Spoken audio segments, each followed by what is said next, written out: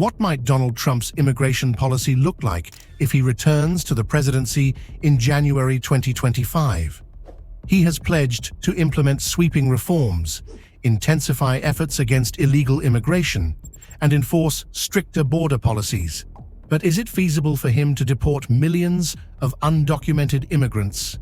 Who are the main figures aiding him in realizing this vision?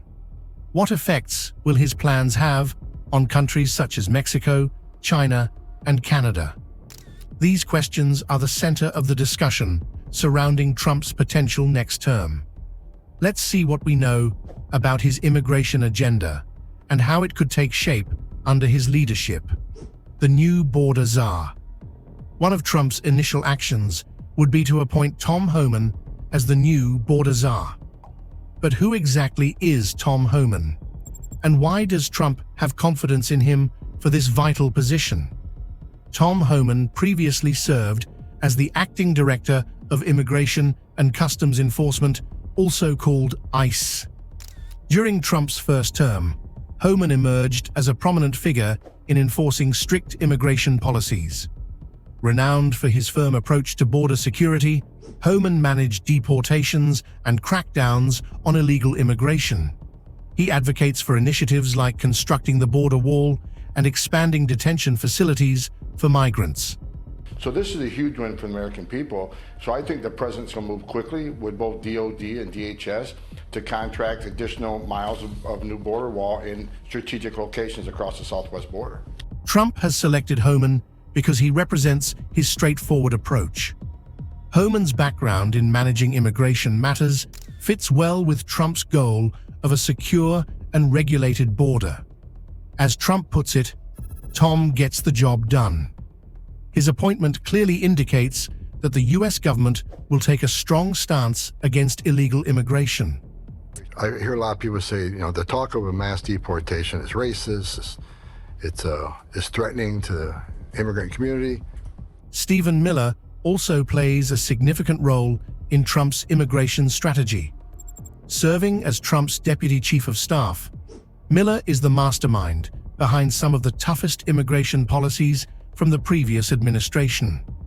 Miller has been instrumental in initiatives such as the zero-tolerance policy, which resulted in the separation of migrant families at the border.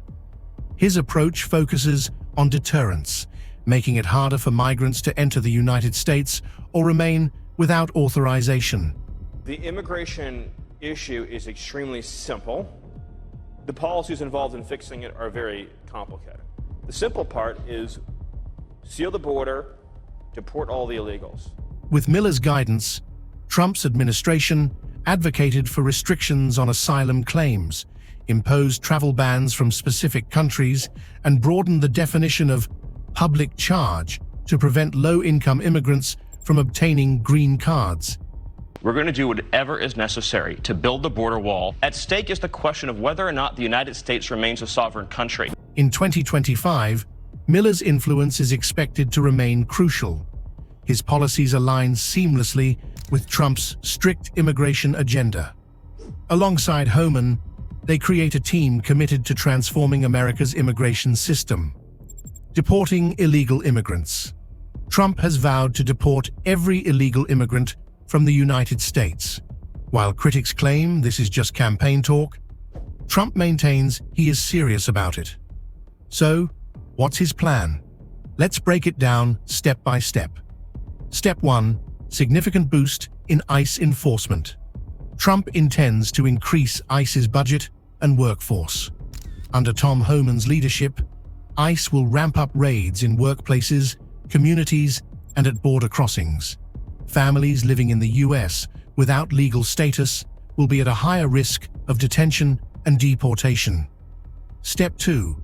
Reinstating the Remain in Mexico policy. During Trump's first term, the Remain in Mexico policy required asylum seekers to stay in Mexico while their claims were processed. Trump is expected to bring back this policy to help curb the flow of migrants at the southern border. Step 3. Nationwide E-Verify system. Trump aims to implement a mandatory E-Verify system for employers. This program would ensure that companies only hire legal workers by checking their immigration status. Employers who fail to comply with this system will face significant penalties. Step 4. Family deportations. Deporting millions of individuals also means tearing families apart, which brings up significant moral and logistical concerns. Nevertheless, Trump's team, spearheaded by Miller and Homan, contends that strict enforcement is essential to maintain the rule of law. When asked if there's a way to carry out mass deportations without separating families, Homan said this. Of course there is. Families can be deported together. The real challenge lies in deporting millions without overburdening the courts and immigration facilities. Critics argue that this approach is unrealistic and could result in humanitarian crises, but Trump maintains that it can be done with effective leadership and adequate resources. Additionally, Trump has connected immigration policy to the ongoing drug crisis, especially regarding fentanyl. He asserts that Mexico, China, and Canada are not doing enough to stop fentanyl from flowing into the U.S. And if they don't stop this poison from flooding into our country, and they can stop it by not accepting it from China, and I'm doing the same thing with China, we're going to tariff the hell out of them. To exert pressure on these countries, Trump has suggested implementing a 25% import tax on goods from nations he believes are not adequately addressing drug trafficking and illegal immigration. We're subsidizing Mexico, and we're subsidizing Canada, and we're subsidizing many countries all over the world. And all I want to do is I want to have a level, fast, but fair playing field. Impact on Mexico. Mexico stands as one of America's largest trading partners. A 25% import tax could severely harm Mexico's economy, particularly affecting sectors like automotive manufacturing and agriculture. In retaliation, Mexico might enhance border security to mitigate economic repercussions. We're subsidizing Mexico for almost $300 billion. We shouldn't be subsidizing. Why are we subsidizing these countries? Impact on China. China is currently grappling with economic difficulties stemming from trade tensions with the U.S. An additional import tax would further burden its economy. Trump's objective is to compel China to take action against fentanyl production, as a significant number of synthetic opioids are produced in Chinese laboratories. Impact on Canada. While Canada is not as directly involved in drug trafficking, it could still feel the repercussions. A 25% import tax would negatively affect sectors such as lumber, dairy, and oil exports. Canada might pursue diplomatic avenues to prevent the implementation of such a tax. Building the border wall. Completing the border wall is another key aspect of Trump's immigration strategy.